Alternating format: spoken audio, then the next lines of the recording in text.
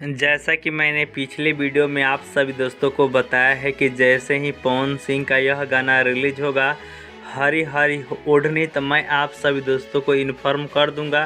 तो जी हाँ दोस्तों, मैं यह नया वीडियो लेकर आ चुका हूं और यह वीडियो आप सभी दोस्तों में बताने वाला हूं कि हरी हरी ओढ़नी जो गाना रिलीज हुआ है, इस गाने को कौन से यूट्यूब चैनल पर रिलीज किया गया है। यह गाने को लिंक भी मैं अपने वीडियो के डिस्क्रिप्शन बॉक्स में डाल दिया हूँ, वहाँ से भी आप चेकआउट कर सकते हैं। ठीक है, तो आइए पहले जान लेते हैं कि हरी हरी ओढ़नी में सिंगर कौन है पवन सिंह के साथ, इनके साथ जो एक्ट्रेस है उनका नाम क्या है, राइटर कौन है, म्यूज़िक किनका है, उन सभी जानकारी को भी आप सभी दोस्तों को जान लेना चाहिए। ठीक है, तो ये रहा आप सभी दोस्तों के सामने हरी हरी ओढ़नी गाने का कौन है, लेखक क्या है दोस्तों, सभी जानकारी।